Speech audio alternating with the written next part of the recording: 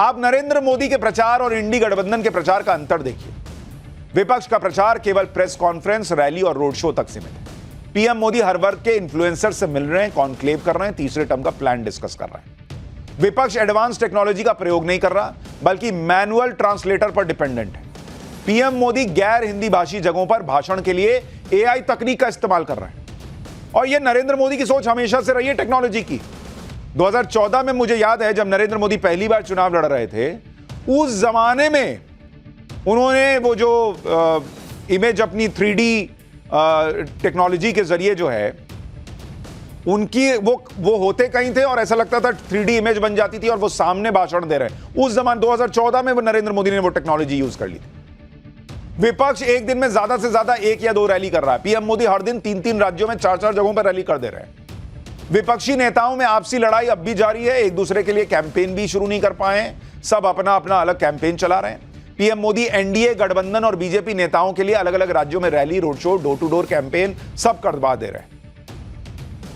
इतना मैसिव फर्क, और उसके बाद आप कहेंगे कि आप क्यों हार रहे हैं, तो किसी पत्रकार को बैन कीजिए, किसी इलेक्शन कमीशन पे सवाल उठाइए, बॉस ये करते रहिए, फर्क नहीं पड़ रहा है देश की जनता को इससे, क्योंकि कौन मेहनत कर रहा है और कौन नहीं कर रहा है ये पब्लिक देख रही है। नरेंद्र मोदी और दूसरे नेताओं के बीच सोच का यही बड़ा अंतर लोगों को दिख जाता है कि नरेंद्र मोदी ऐसे आइडियाज लेकर आ जाते हैं जिसके बारे में दूसरे नेता नहीं सोच रहे। जैसे आज ही देखिए ना बॉस, किसने सोचा था कि ऑनलाइन गेमिंग की भी एक बड़ी कम्युनिटी है और इनके इन्फ्लुएंसर से मिलकर यूथ से कनेक्ट किया जा सकता है। नरेंद्र मोदी ने सोच भी लिया, कर भी दिया।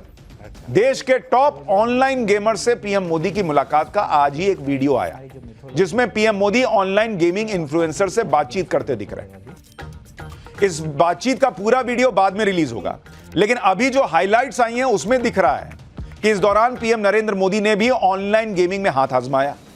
पीएम मोदी ने कुछ ऑनलाइन गेम खेलकर देखे। देश के टॉप ऑनलाइन गेमर्स के साथ पीएम मोदी का बॉन्ड अलग ही लेवल का दिख रहा था और ये गेमर्स इस बात से हैरान थे कि पीएम मोदी कितने टेक्नो फ्रेंडली हैं।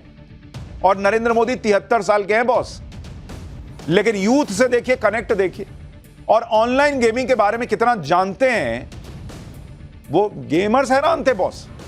एक बार सुनिए गेमर्स और पीएम मोदी के बीच कैसा कनेक्शन दिखा, फिर आपको बताऊंगा कि ऑनलाइन गेमर से मुलाकात के बाद देश के यूथ में पीएम मोदी की रीच कितनी ज्यादा बढ़ेगी, इस मुलाकात का क्या असर होगा। पीएम के साथ गेम खेलना आई थिंक ये वंस इन अ लाइफ वाला एक चीज हो गया जो मैं आई थिंक कभी नहीं भूल पाऊंगी। आपको कूलेस्ट पीएम को गेमर टैग देना चाहिए, तो वो हम लोग क्या कहते हैं, नमो OP in the chat. Who is the biggest influencer in India? It's our Prime Minister. मैंने उल्टा दोस्तों में फैला दिया था कि खेलो मेरे साथ। मैं बीमार हूँ, तुम भी हो जाए। But that moment जब बस वो आ रहे हैं, हार्ट बीट स्टॉप हो जाने वाला मोमेंट था वो। मम्मी पापा तुम्हारा बेटा मोदी जी के साथ खेल के आया है। अच्छा होने दीजिए। 1-on-1 जब हम उनसे साथ में मिले, हमें लगा ही नहीं कि हमारे एज में इतना डिफरेंस है। मैं कलर करके बाल वाइट करता हूँ ताकि जहाँ लोगों के लगे तो बेचो। पीएम सर से बात करते हैं तो ऐसा ही लगता है कि हम हमारे एक फैमिली मेंबर से बात कर रहे हैं। 2019 में आई थिंक मैं बोलता हूँ कि गेमिंग काफ़ी स्पीड पकड़ी, रफ्तार पकड़ा। हमारी जो मिथोलॉजी है जो उसके अराउंड काफ़ी गेम्स डेवलप हो रहे हैं अभी।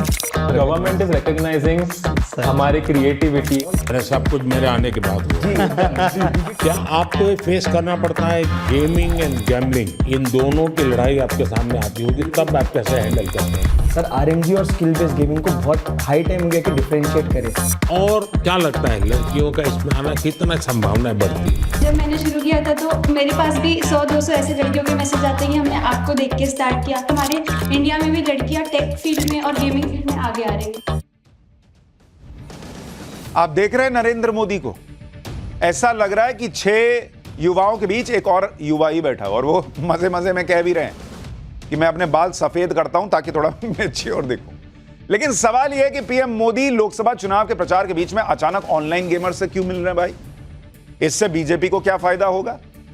सबसे पहले यह देखिए कि देश में ऑनलाइन गेमिंग का सीन क्या है। बहुत लोग जानते नहीं है इसलिए समझ नहीं पा रहे वो क्या कर रहा है। भारत की ऑनलाइन गेमिंग इंडस्ट्री दुनिया में 4थे नंबर पर है। देश में ऑनलाइन गेमर्स की संख्या करीब 44 करोड़ है, जो दुनिया में दूसरे नंबर पर है। 44 करोड़ ऑनलाइन गेमर्स में से 9 से 10 करोड़ रेगुलर गेमर्स हैं जो लगातार गेम खेलते हैं। भारत के 56% ऑनलाइन गेमर्स नॉन मेट्रो शहर से हैं और लगभग 70% गेमर्स की उम्र 18 साल से 30 साल के बीच की है। देश की इतनी बड़ी आबादी ऑनलाइन गेम खेल रही है और यह एक अलग कम्युनिटी तैयार हो गई है और देश के टॉप ऑनलाइन गेमर से मुलाकात करने का मतलब देश के यूथ से कनेक्ट करना है। भाई जो इनको फॉलो कर रहा है ये सारे इन्फ्लुएंसर्स हैं, करोड़ों करोड़ों इनके फॉलोअर हैं, तो जो इनको फॉलो करता है वो देख रहा है अरे यार ये मेरा हीरो तो मोदी जी के लिए कह रहा है कि मोदी जी कमाल के हैं, तो फिर इनडायरेक्टली वो भी नरेंद्र मोदी से जुड़ गया, वो भी नरेंद्र मोदी से प्रभावित हो गया क्योंकि उनका हीरो नरेंद्र मोदी को हीरो मान रहा है। अब लीजिए चुनाव के वक्त इतना जबरदस्त प्रचार करोड़ों लोगों के बीच, एक कमरे में बैठ के करोड़ों लोगों तक नरेंद्र मोदी पहुंच गए। अब ये विपक्ष सोच पाए तब तो। ऑनलाइन गेमिंग युवाओं में बहुत लोकप्रिय है और सबके अपने अपने फेवरेट ऑनलाइन गेमर्स हैं। आप ये देखिए कि पीएम मोदी ने जिन ऑनलाइन गेमर से मुलाकात की वो देश के टॉप गेमर्स हैं और इनकी फॉलोइंग कितनी है। जैसे नरेंद्र मोदी आज मिले नमन माथुर से, इनके यूट्यूब पर 70 लाख सब्सक्राइबर हैं, इंस्टाग्राम पर 53 लाख फॉलोअर्स हैं। इसके अलावा पीएम मोदी अनिमेश अग्रवाल से मिले, इनके यूट्यूब पर 10 लाख सब्सक्राइबर और इंस्टाग्राम पर 8,37,000 फॉलोअर हैं। फिर मिले मिथिलेश पाटणकर, यूट्यूब पर इनके 1,46,00,000 सब्सक्राइबर हैं, इंस्टाग्राम पर 34 लाख फॉलोअर्स।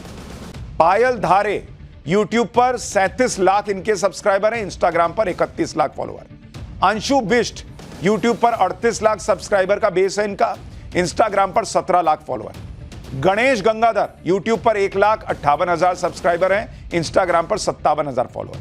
तीर्थ मेहता एशियन गेम्स में कांस्य पदक जीत चुके हैं। ये सभी लोग ऑनलाइन गेमिंग की दुनिया में टॉप पर हैं और अपने फॉलोअर्स के लिए आइडल की तरह हैं। अगर ये सभी पीएम मोदी की तारीफ कर रहे हैं और कूलेस्ट पीएम बता रहे हैं तो इसका असर इनके यूथ फॉलोअर, इनके जो यंग फॉलोअर्स हैं उन पर भी होगा। एक मुलाकात से पीएम मोदी ने देश के 44 करोड़ लोगों तक अपनी पहुंच बना ली और ऐसा नहीं है कि पीएम मोदी ने चुनाव को ध्यान में रखते हुए यह मुलाकात की। आप भारत में गेमिंग इंडस्ट्री के नंबर देखेंगे तो चौंक जाएंगे। भारत में गेमिंग इंडस्ट्री 22,000 करोड़ रुपए की है। 2026 तक यह बढ़कर 38,000 करोड़ रुपए तक हो जाएगी। 2019 से 2023 के बीच भारत में 950 करोड़ गेम डाउनलोड हुए हैं। 950 करोड़, यानी वो इंडस्ट्री है ये जो आने वाले समय में इंडियन इकोनॉमी में तगड़ा योगदान देने वाली है। अब इसे पीएम मोदी का प्रचार कहिए या फिर इकोनॉमी पर फोकस कहिए, जो भी हो, पीएम मोदी ने नए अंदाज में अपनी रीच तो बढ़ा ही ली। पीएम मोदी जिस तरह से अलग अलग वर्ग के लोगों से कनेक्ट कर रहे हैं वो दरअसल सीखने वाली बात है। आप देखिए कि इस साल मार्च से लेकर अभी तक पीएम मोदी ने क्या क्या किया। पीएम मोदी ने ऑनलाइन गेमर से मिलकर गेमिंग कम्युनिटी तक रीच बना ली, ये तो अभी आपको दिखाया। उससे पहले मार्च में स्टार्टअप महाकुंभ का आयोजन किया इन्होंने, जिसमें पीएम मोदी ने देश में स्टार्टअप करने वालों से मुलाकात की। ये भी बहुत बुजुर्ग लोग तो है नहीं, ये भी यूथ ही है। मार्च में ही पीएम मोदी ने क्रिएटर्स अवार्ड दिया था, जिसमें सोशल मीडिया के इन्फ्लुएंसर्स और अलग अलग फील्ड में क्रिएटिव काम करने वालों को सम्मानित किया था। यानी ये 3 इवेंट ही मिला लीजिए तो नरेंद्र मोदी ने करोड़ों युवाओं तक अपनी पहुंच बना ली।